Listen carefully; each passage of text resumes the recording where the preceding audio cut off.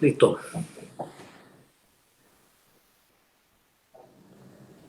Muy buenas noches. El día de hoy, sábado 30 de enero del 2021, en el año del Bicentenario, 200 años de independencia, el ilustre Colegio de Abogados del Cusco tiene el gusto de tener aquí presente al doctor Luis Lamas Puccio en este curso internacional de alta especialización en Derecho Penal, Procesal Penal y Litigación Oral. Más preámbulo, vamos a la presentación del doctor Oscar Quispe Navarrete, en esta oportunidad para que presente al doctor Luis Lamas Puccio. Adelante, doctor. Muchas gracias, doctor Alex. Doctor Lamas Puccio, me toca a mí hacer su presentación. La verdad es que para el Colegio de Abogados es un honor tener a un gran abogado, un excelente docente y un prolijo investigador. El doctor Luis Lamas Puccio es abogado con maestría en Derecho Penal en la Universidad Nacional Mayor de San Marcos. Ha sido asesor internacional en materia de criminalidad económica y legitimación de capitales. Es un docente prolijo en universidades de las casas de estudios más renombradas en nuestro país. Y además, cabe resaltar que es uno de los precursores, si no decirlo, ha sido la primera voz en desarrollar la dogmática penal en el delito de lavado de activos y delitos económicos. Es una fuente inagotable de libros jurídicos. Sus últimos libros, por citarlos algunos, es el libro de lavado de activos y operaciones financieras sospechosas, la prueba indiciaria en el delito de lavado de activos, el delito de lavado de activos, cuestiones procesales y sustanciales. El tema que vamos a tratar a continuación y que nos va a hablar el renombrado jurista, el doctor Luis Lamas Puccio, será un tema muy interesante, muy importante. Se acercan las elecciones y sabemos pues que el sistema de gobierno que hemos tenido, por decirlo poco, ¿no? Los 4 últimos presidentes están siendo investigados. Entonces, el tema que va a tratar el doctor Luis Lamas Puccio es corrupción y cleptocracia. Dejo con ustedes al doctor Luis Lamas Puccio. Adelante, doctor, por favor. ¿Qué tal? Muy buenas noches, estimados amigos, queridos colegas. Un saludo muy fraternal a mis colegas en esta hermosa ciudad que es el Cusco. Un agradecimiento al ilustre Colegio de Abogados del Cusco por la deferencia que ha tenido de convocarme el día de hoy. Un saludo también cariñoso a Bill Alan, con el cual me une una larga amistad desde hace años en temas académicos. En varias oportunidades he sido invitado a la ciudad del Cusco a dictar diferentes conferencias y como se acaba de manifestar, el Perú está a puertas a un nuevo proceso electoral en situaciones particularmente difíciles, complejas, entre otras cosas, por un fenómeno pandémico que es el COVID, que nos está desestabilizando al Perú y al mundo por ser una problemática sanitaria sumamente compleja, difícil. En el caso específico del Perú nos ha agarrado en una situación bastante dificultosa porque no tenemos los medios sanitarios clínicos lo suficientemente apropiados para poder enfrentar una temática de esta naturaleza, que la estamos viviendo todos en sus diferentes dimensiones, a título personal, a nivel familiar, a nivel institucional. Manifestaba hace unos instantes, estamos a puertas de un proceso electoral en el entendido de que la democracia resulta siendo el mejor sistema a través del cual los seres humanos pueden convivir sanamente, participando a través de su voto individual o colectivo para poder elegir aquella persona o aquellas personas que tendrán que representarnos en los próximos años a través de la delegación de representatividad como consecuencia del voto individual en el que hemos depositado nuestra confianza en aquellas personas, en el entendido que estas personas elegidas por las grandes mayorías se abocarían o se abocarán a representar y a defender los intereses de las grandes mayorías. En esa línea de análisis, el tema de la corrupción, el tema de la democracia, el tema del voto popular y sobre todo la problemática de que en los últimos años, a raíz justamente de estas prácticas democráticas electorales, hemos elegido a determinados personajes en el entendido que estas personas, ejerciendo el voto mayoritario y ejerciendo el cargo más importante en el ejercicio de la función pública que le asiste a un país, están actualmente vinculadas a temas de corrupción.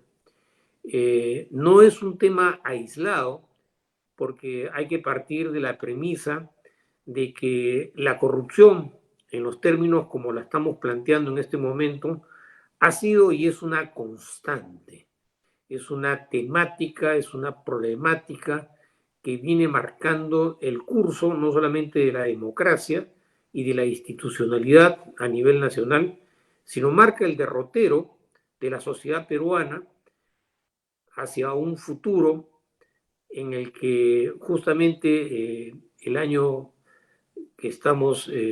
comenzando va a ser el año de festejo, de remembranza en cuanto al bicentenario de la independencia nacional, en el entendido de que a lo largo de estos 200 años la sociedad peruana debió haber aprendido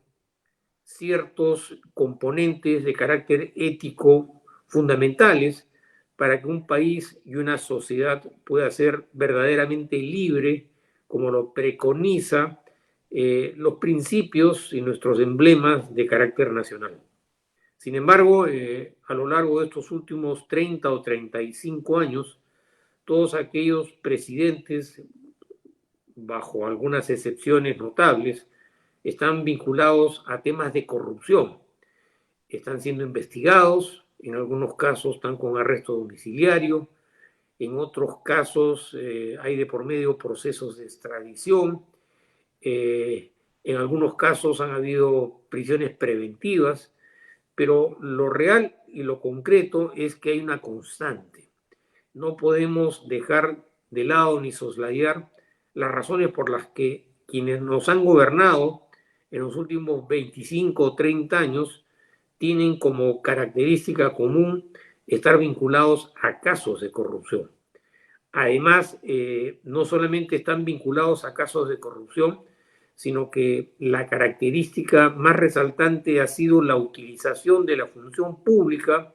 por un lado, para enriquecerse en términos de sus vinculaciones con casos de corrupción, y por otro lado, porque la corrupción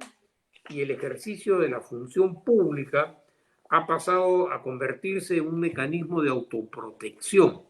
a los efectos de evitar justamente investigaciones, denuncias, eventualmente prisiones preventivas, bajo el esquema de lo que significa el ejercicio de la función pública como un mecanismo que persigue no tanto satisfacer las expectativas de la ciudadanía en cuanto al ejercicio de la función, sino como un esquema de autoprotección para evitar justamente una investigación, eventualmente una prisión preventiva y como última instancia quedar exentos de cualquier responsabilidad penal por casos graves, flagrantes de corrupción que tienen un matiz particularmente distinto a los casos normales de corrupción. Por lo general, quienes abordamos el tema de la corrupción, casi siempre nos hemos ceñido a las normas penales, a la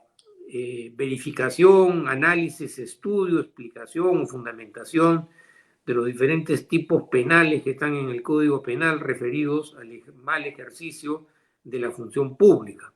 Y sobre esa temática es mayormente como hemos venido discutiendo y analizando el tema de la corrupción en nuestro país. Sin embargo, la legislación penal, si bien es cierto, es un mecanismo importante, fundamental, que nos permite como sociedad interactuar a los efectos de investigar, procesar y castigar a aquellos funcionarios corruptos, la dimensión actual de la corrupción ha dejado de ser un tema estrictamente criminal o delictivo, ceñido a los principios y a los parámetros que rigen el Código Penal y las leyes que tienen relación con la legislación penal.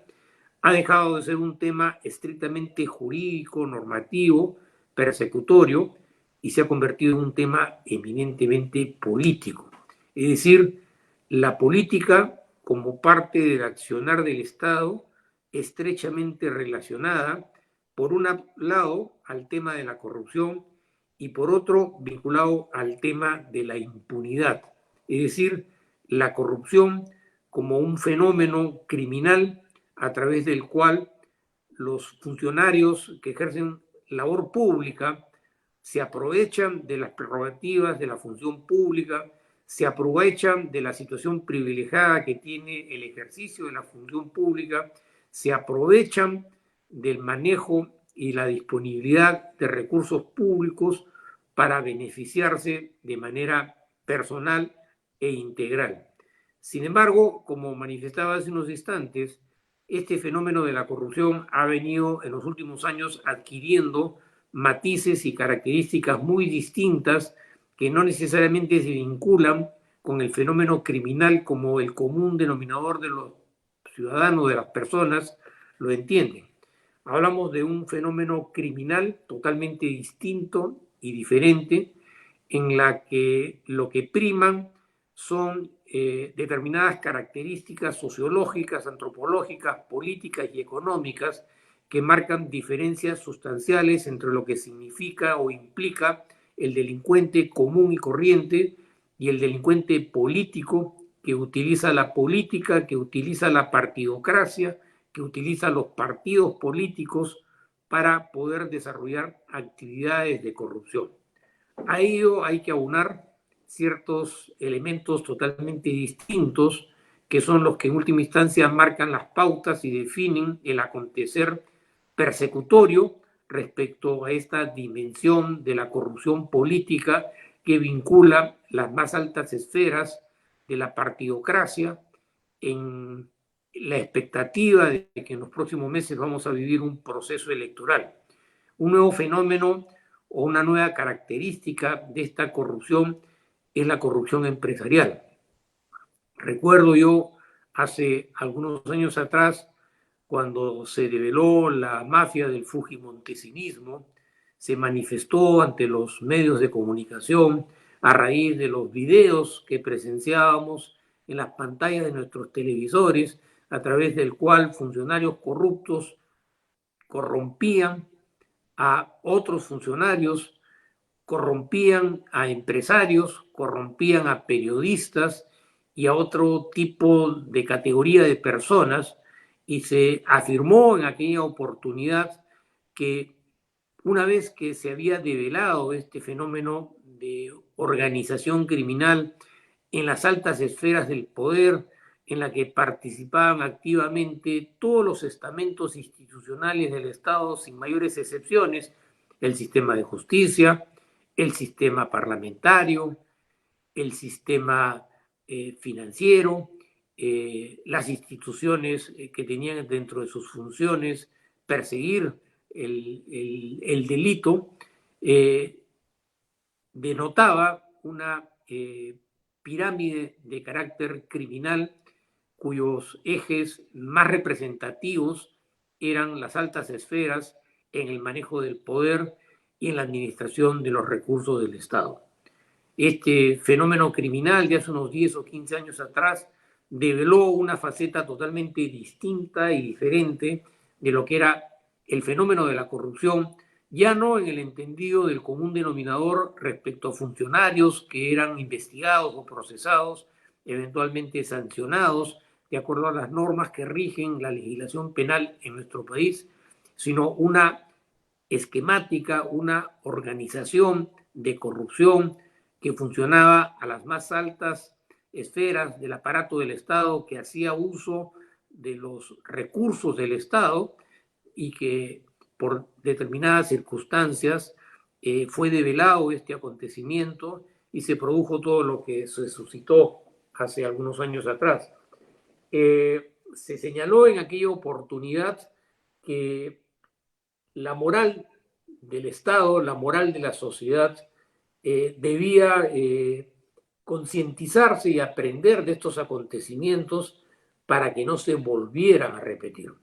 Se reestructuró el sistema procesal, se reestructuró el sistema de justicia, se nombraron procuradores especializados para develar estos hechos, se incautaron cuentas importantes en el extranjero, la prensa se abocó a investigar estos hechos, develando corrupción en todos los aparatos del Estado, con la participación también de algunos estamentos de la sociedad civil, y se dijo de manera clara y taxativa hace algunos años atrás que este fenómeno no se iba a volver a repetir en el Perú, que esto debía ser una especie de lección histórica moral para que la sociedad peruana aprendiera sobre lo que se estaba develando y la corrupción, en la medida de las posibilidades, quedara excluida del aparato gubernamental del Estado, en el entendido que el develamiento de estos casos de corrupción a través de los Vladivideos debía ser una lección de orden ético y moral para que los peruanos, sobre todo las nuevas generaciones de peruanos, pudieran presenciar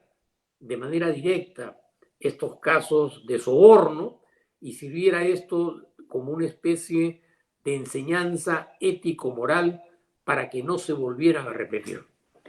Desgraciadamente, no pasaron muchos años para que el fenómeno no solamente se volviera a repetir, el fenómeno de la corrupción al que me refiero, sino que este fenómeno se repitió en términos más sofisticados, en términos más consolidados, mejorados, desarrollados, en la que además de la participación activa de funcionarios corruptos, apareció con mayor énfasis un nuevo componente de la corrupción en nuestro país, la corrupción económica, la participación de empresas de un sector de la producción nacional que tenía y desarrollaba una intensa actividad de corrupción. Manifiesto que este nuevo fenómeno de la corrupción, en cuyo contexto existió o existe un nuevo componente, que es el tema de la corrupción empresarial económica, además desarrolló nuevas metodologías a los efectos de poder quedar impunes y además porque este nuevo fenómeno de la corrupción, a diferencia de lo que había sucedido en materia de corrupción en años atrás en el Perú, tenía por finalidad, y en alguna medida lo logró, fue copar todo el aparato del Estado, copar gran parte de la partidocracia en el Perú, copar los medios de comunicación, crear conciencias a los efectos de poder asegurar un proceso de corrupción que se vino repitiendo a lo largo de los últimos años y que como consecuencia y resultado de ello terminaron involucrados la gran mayoría de partidos políticos, así como también los distintos presidentes que nos gobernaron en los últimos 25 o 30 años, todos ellos vinculados a casos de corrupción política, de corrupción en los partidos políticos y con la anuencia y la protección de un sector importante de la actividad empresarial nacional y transnacional. Es correcto y es cierto también afirmar que este fenómeno, bajo diferentes matices y características, se presentó en la casi totalidad de los países latinoamericanos, pero en el caso específico del Perú asumió características bastante particulares y sui generis. Recuerdo yo, o por lo menos así lo he leído en algunas noticias en internet, por parte del sujeto más emblemático de esta nueva dimensión de la corrupción empresarial y política en el Perú y en América Latina, haber afirmado en términos comparativos con otros fenómenos de corrupción en otros países, que decía de manera pomposa y eufemística que el tema de la corrupción que había conocido en el Perú era inigualable en términos comparativos con otros fenómenos de corrupción. Estamos hablando de un personaje que tenía dentro de sus actividades más importantes la capacidad y la metodología de poder corromper a políticos, a partidos políticos, a medios de comunicación, a presidentes, a congresistas, a magistrados, pero afirmaba que la clase política más corrupta que había conocido a lo largo de su experiencia en los últimos años era la que había presenciado acá en el Perú. Es decir, en otras palabras, él no necesitaba corromper a muchos de los políticos peruanos, sino que estos venían a buscarlo porque justamente la metodología que utilizaba este fenómeno de corrupción era copar todas las expectativas empresariales y políticas, o por lo menos en su gran mayoría, para de esa manera asegurar su penetración y su injerencia en el aparato del Estado, más allá de la divergencia o de la disidencia o del distanciamiento que existiera dentro de las distintas agrupaciones políticas. Más allá, si se trataba de partidos políticos de izquierda, de derecha, de centro izquierda o de centro de derecha, lo real y lo cierto era de que no hubo mayores distinciones. Y la gran mayoría de los políticos, por supuesto, con sus notables excepciones, aparecieron vinculados a este fenómeno de corrupción. Y acá creo yo que es interesante plantear algunas ideas reflexivas sobre lo que significa la utilización de la política en nuestro país. En los últimos años ha sido constante la verificación de algunos personajes políticos inescrupulosos que utilizaron la política y que utilizan todavía la política para enriquecerse. Ingresaron pobres a la política y terminaron siendo personas con ingentes recursos económicos como consecuencia del ejercicio de la política, como resultado de burlarse de las expectativas de los ciudadanos en cuanto al voto popular o a la elección popular, y utilizaron justamente la política para enriquecerse, engañando y defraudando las grandes expectativas electorales de las grandes mayorías y burlándose de la democracia como sistema más representativo y más igualitario dentro de los diferentes sistemas políticos que pueden gobernar a una sociedad. Es decir, el mal uso de la política a través justamente de sus vinculaciones con la corrupción, el mal uso de los partidos políticos para enriquecerse, frustrando las expectativas de las grandes mayorías, el manejo de ingentes recursos económicos de procedencia dudosa para financiar a los partidos políticos y financiar las campañas políticas, y de esta manera asegurarse el ejercicio del poder, más allá si se trataba, como vuelvo a manifestar, de partidos de izquierda, de partidos de derecha. Lo real y lo concreto es que todos los partidos, o en su gran totalidad, a través de algunos personajes de estos partidos, terminaron siendo develados y esclarecidos o buscados o reconocidos como personas que habían recibido dádivas de una empresa transnacional dedicada a la corrupción, justamente para asegurar esas vinculaciones más allá de quién llegara al poder. En realidad, estamos hablando de un fenómeno de corrupción que acapara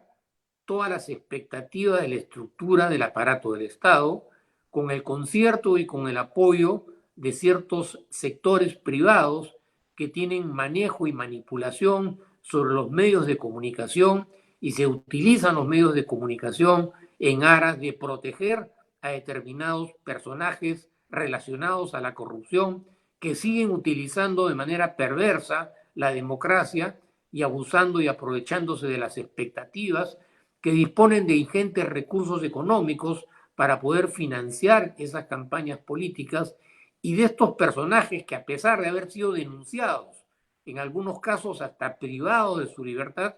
siguen teniendo presencia activa en ciertos sectores de los medios de comunicación para poder manipular a las grandes mayorías a través de la manipulación de la información, a través de la presencia de determinados candidatos que, más allá si son o no son, o si tienen intereses o expectativas sobre las grandes mayorías, algunos candidatos son utilizados como mecanismos de este sistema de corrupción que involucra, como vuelvo a señalar, a sectores importantes de los medios de comunicación, a sectores importantes de los medios empresariales. Lo que afirmo lo puedo corroborar y lo pueden corroborar ustedes de manera clara y precisa. Muchos de estos personajes que no han tenido ningún nivel de escrúpulos para desarrollar estas actividades, actualmente gozan de libertad, gozan de órdenes de comparecencia,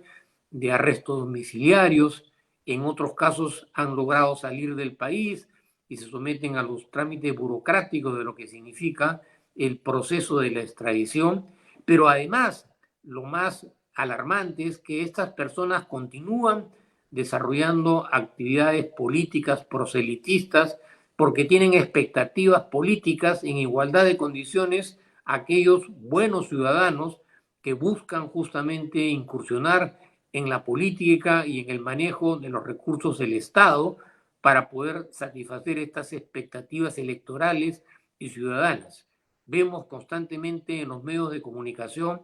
que estos personajes investigados en casos de corrupción siguen dando opiniones como si fueran elementos rectores en cuanto a las políticas del Estado. Hay una maliciosa manipulación de la información para proteger a estos personajes a través de diferentes mecanismos que mantienen diferentes matices o fachadas, pero que en línea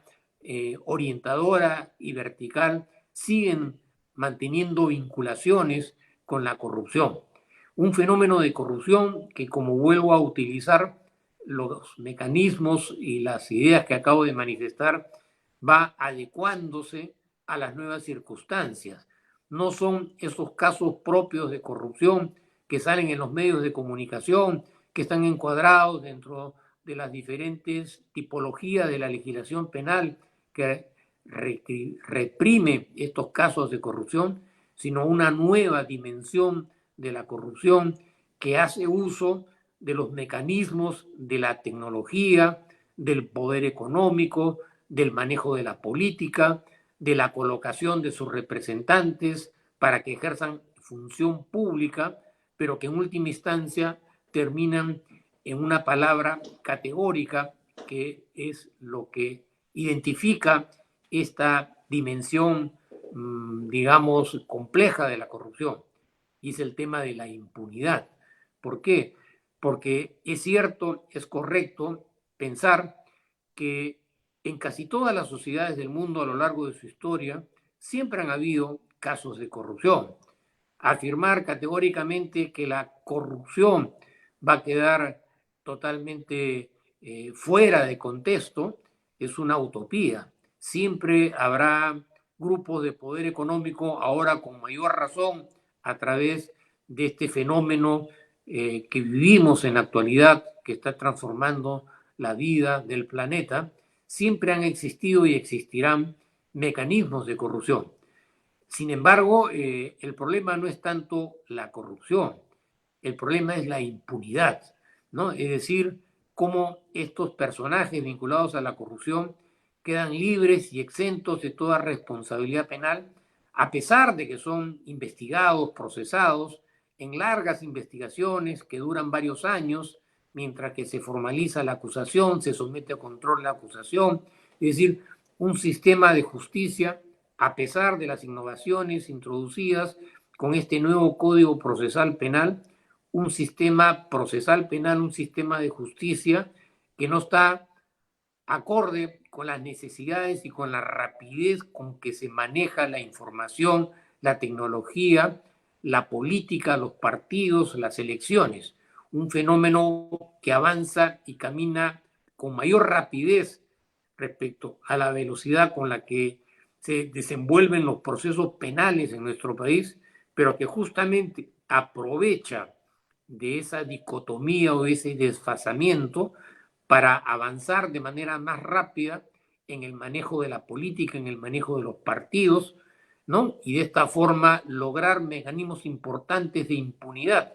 porque mientras la democracia tiene una metodología y un ritmo, la metodología que utiliza el sistema de justicia aparece desfachado o totalmente desproporcionado frente a la dinámica de lo que significa la utilización de la política y los partidos políticos. Es decir, en algunos casos, partidos políticos que aprovechándose de la libertad de la democracia, aprovechándose de la legislación, ¿no? Actúan, interactúan de tal forma y de tal manera que en última instancia estos partidos políticos se convierten en organismos de fachada, matizados por los medios de comunicación, por la legitimación de activos, ¿no? Pero que en última instancia tienen capacidad de poder manipular la conciencia de los ciudadanos para poder direccionarlos a determinado tipo de intereses. La normatividad penal, la normatividad administrativa, una normatividad en algunos casos utilizada para favorecer a determinadas empresas, la legislación en materia de colaboración eficaz, la modificación de la que ha sido objeto la legislación sobre colaboración para poder incorporar a las empresas que se acogen a la colaboración eficaz, estos mecanismos de persecución financiera que han resultado inoperantes frente a esta nueva dimensión de la corrupción. Es decir, una actividad de corrupción que vincula fundamentalmente la economía, el poder político, el poder económico y la denominada criminalidad de cuello blanco, sobre la cual se ha dicho y se continuará haciendo una serie de declaraciones que en la práctica se desdicen en el sentido de que no todos somos iguales frente a la ley. Un fenómeno de corrupción que se caracteriza por una dispersión de cada uno de sus componentes. Es decir, no es fácil unificar criterios y mecanismos vinculados a una corrupción de cuello blanco que aparecen dispersos en la legislación, legislación tributaria, legislación contable, el rol del parlamentarismo, principios de carácter constitucional, que si bien es cierto, analizados de manera dispersa y en forma individual, no tienen la resonancia analítica, sí resultan importantes cuando se unifican estos conceptos y estos criterios para poder describir un fenómeno de corrupción que no necesariamente se ciñe a los principios que están regidos en la legislación penal, sino que operan en una zona gris en la que es muy difícil poder establecer pautas de diferenciación entre lo que significa la corrupción propiamente como la entendemos y como está establecida en la legislación penal, frente a una corrupción que opera en una dimensión gris, opaca, en la que utiliza y se aprovecha de los mecanismos que brinda justamente la democracia para promulgar leyes, para emitir fallos, incluso de carácter constitucional, que favorecen a determinados sectores vinculados a la corrupción. Vemos y verificamos que empresas que han sido y que son investigadas por casos de gran corrupción política, de gran corrupción económica, terminan acogiéndose a la colaboración eficaz en igualdad de condiciones a cualquier otro delincuente, con la diferencia de que estas empresas o grupos económicos siguen desarrollando sus actividades económicas vinculadas con el aparato del Estado, cambiando algunos esquemas, algunas denominaciones, sobre los cuales los medios de comunicación no informan absolutamente nada, pero siguen operando bajo términos legales similares o parecidos que los vincularon a los casos de la corrupción. Estas vinculaciones como manifiesto entre criminalidad económica, criminalidad política, partidocracia, abuso de poder, han surgido esquemas totalmente distintos para analizar la corrupción. Desgraciadamente, el crecimiento económico del Perú en los últimos años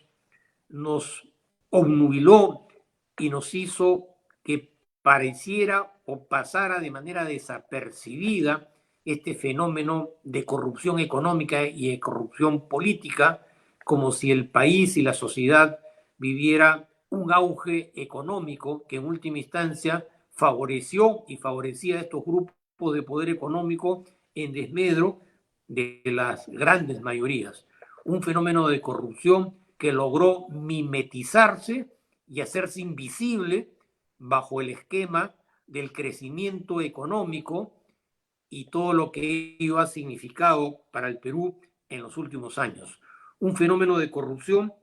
que se hizo invisible adrede por parte de quienes manipularon la información para esconder, describir y analizar esta nueva dimensión de la corrupción, haciéndonos creer que estábamos creciendo en términos económicos. Se privatizó la economía a favor de estos grupos económicos, algunos de ellos vinculados con la corrupción. Se privatizó la salud pública, se privatizó los medios de comunicación, se privatizó los medios de transporte, se privatizó la enseñanza y la docencia en el país, haciéndonos creer que a través de la privatización de estamentos tan importantes para cualquier sociedad, el Perú iba a crecer, el Perú se iba a desarrollar. Mayor número de peruanos podíamos acceder a la riqueza en el buen sentido de la palabra. El fenómeno patológico, sanitario, pandémico del COVID, lo que hizo fue develar que ese crecimiento había sido y era perjudicial para las grandes mayorías. Al haberse privatizado la salud, se dejó de lado la salud pública y ahora podemos nosotros constatar y verificar la situación tan calamitosa como se encuentra la sociedad. Se privatizó la docencia y la enseñanza universitaria en los colegios o en las universidades para favorecer a determinados grupos económicos en desmedro de las grandes mayorías. Se privatizó la educación para poder consolidar grupos económicos que lo que persiguen ahora es justamente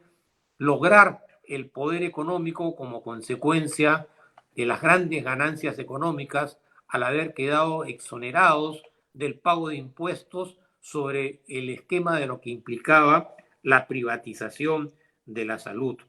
En realidad podemos hablar de muchos esquemas como consecuencia de este fenómeno de privatización y de globalización. El control de las conciencias, el control de la educación,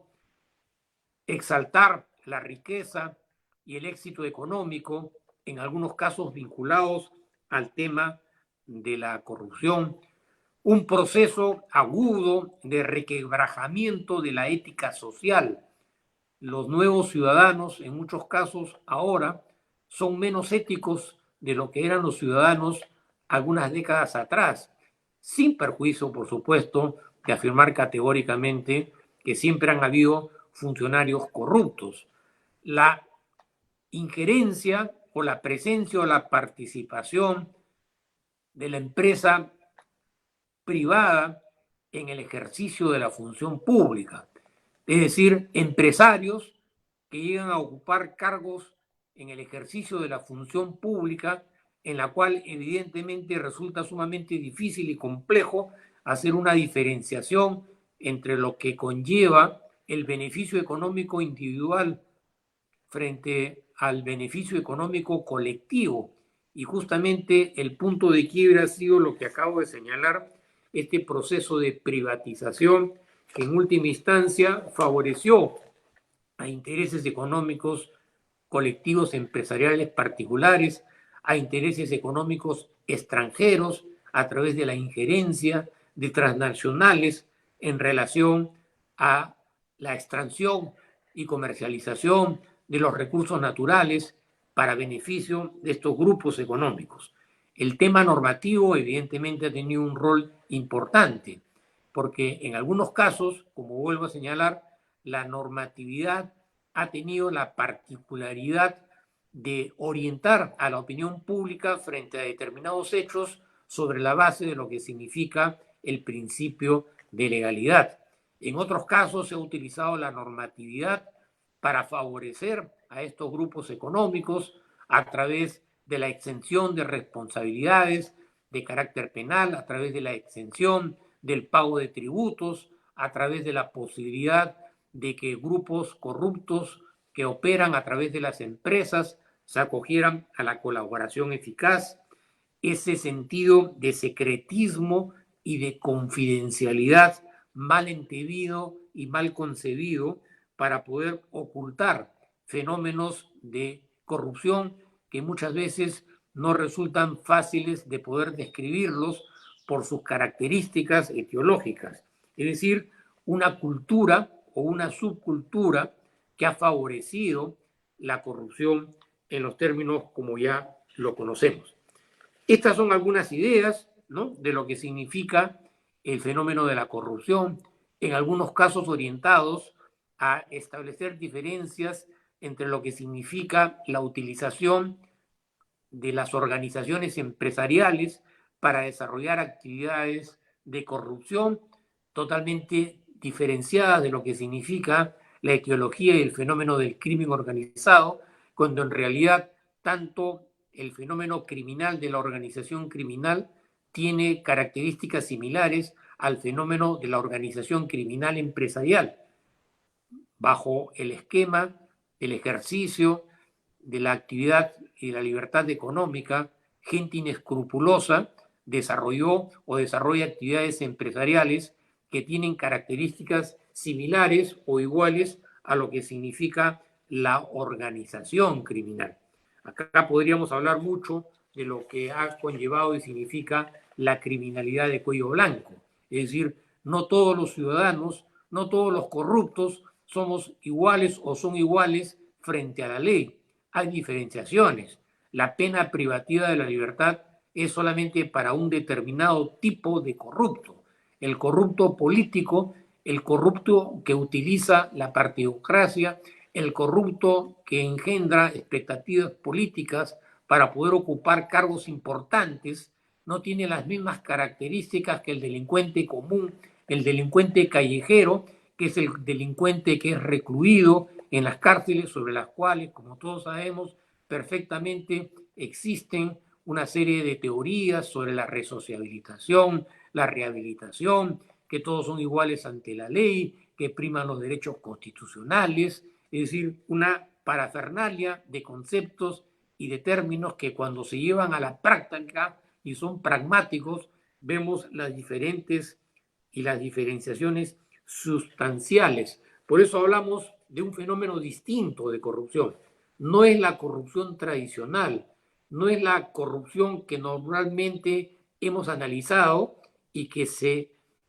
plantean en los procesos judiciales tradicionales, tanto en los casos de crimen organizado, de lavado de activos. Una nueva dimensión de la corrupción que hace uso o mal uso de los principios que rigen la democracia a través del principio de la representatividad y el voto electoral justamente para favorecerse, encubrirse, fortalecerse y quedar impunes a través de la mala utilización de la democracia, burlándose de las grandes expectativas en relación a lo que significa la elección popular.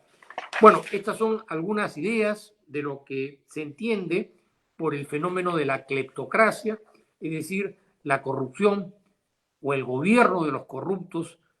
la utilización de la gobernabilidad para proteger esta dimensión distinta de la corrupción que en los últimos meses se ha visto en alguna medida fortalecida, porque a través del COVID, de la pandemia, los esquemas de análisis y de persecución han cambiado de manera totalmente diferente y distinta. Una sociedad actualmente aterrorizada, doblegada, sin mayores expectativas de salubridad para poder enfrentar el fenómeno del COVID, que en la práctica significa evidentemente diferenciaciones categóricas en relación a la posibilidad de poder ser asistido o atendido. Estas son algunas de las ideas, ¿no?, respecto a este tema de la cleptocracia. Quiero una vez más agradecer al ilustre Colegio de Abogados del Cusco, a los integrantes de esta nueva directiva, de esta ilustre institución que, como puedo percibir, tienen dentro de sus funciones y dentro de sus metas ilustrar a la comunidad jurídica, ilustrar a la sociedad en una ciudad tan bella como es el Cusco, que espero que en los próximos meses pueda recuperar otra vez su actividad económica para mantenerse a la altura de las circunstancias. Muchas gracias y bueno, agradecer otra vez más a los integrantes de esta junta directiva por la posibilidad que me han brindado a lo largo de estos minutos de poder disertar sobre este tema de lo que significa la corrupción, la cleptocracia y los nuevos esquemas frente a la democracia. Muchas gracias. Doctor Luis Lamas Puccio, agradecemos su ponencia, que de seguro nos ha llevado a hacer una reflexión sobre el rol que tienen los operadores de justicia y principalmente los abogados para no generar impunidad en los delitos de corrupción que tanto mal le está haciendo al país. Y principalmente como ciudadanos, ahora en estas elecciones, que tengamos la posibilidad de escoger y elegir mejor a nuestro próximo presidente